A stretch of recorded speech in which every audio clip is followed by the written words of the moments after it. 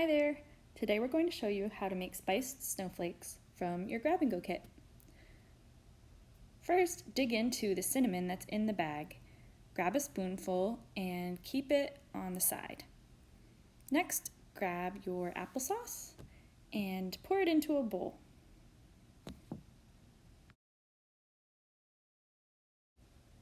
Now we're going to be making our applesauce and cinnamon into a dough.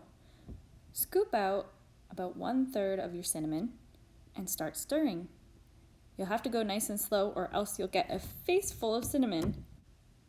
Keep adding the cinnamon 1 spoonful at a time until it forms into a dough. It should start to pull away from the bowl, and that's how you know that it's a dough. It will feel wet but not sticky.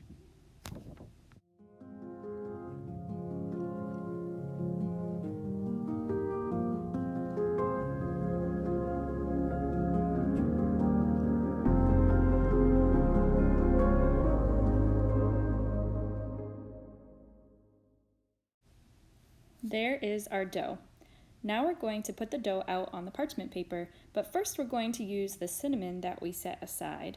Brandi's spreading it out here so that it won't stick to the parchment paper, and we're also going to use it for our cookie cutter to keep that from sticking too. So now pat your dough flat. It should be about 1/4 to 1/2 of an inch thick. Now take your cookie cutter and rub it in the cinnamon so that it doesn't stick, and press it into your dough. Cut out the snowflakes until you run out of room.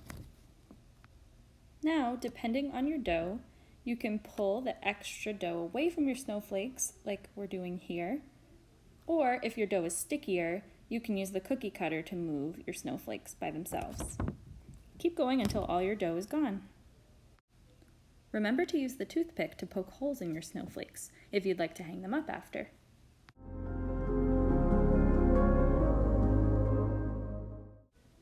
Here Brandi is grabbing the rest of the dough and rolling it out again and patting it thin so that she can make more snowflakes.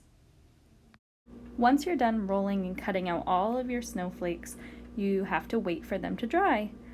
This actually can take a few days and they break very easily, so it's best not to touch them.